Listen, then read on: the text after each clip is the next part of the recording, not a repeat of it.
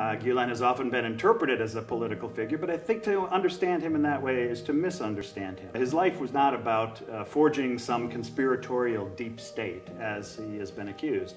His life was about being a particularly consistent, practicing Muslim who also incorporated modernity in his teaching of Islam.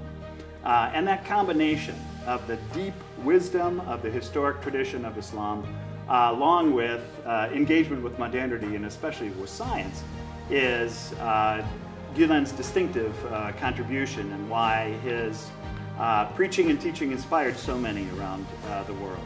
It's one of the things that first drew me to Mr. Gülen. The consistency of his lifestyle, which is extremely modest, and the consistency of his teachings. He has consistently been an advocate for a more just and peaceful world. He is not a political figure, but his life has been politicized for him. And therefore, anything he has said and done has had political implications. But his politics resides in a simple maxim.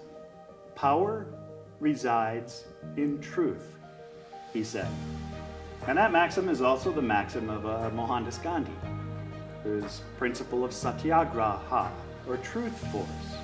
So truth will prevail, he said, if left to itself. That's Thomas Jefferson. And that emphasis on power residing in truth means that throughout the course of his life, Mr. Gülen has advocated for traditional human rights, for women's rights, for democratic participation.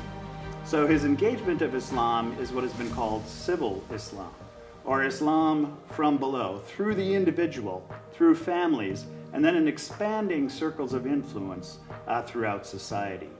That positive example of positive action can withstand any opposition, any persecution, because it is rooted in the individual and in trusting relations with other individuals. And that is a form of deep peace that the world very much needs to know about.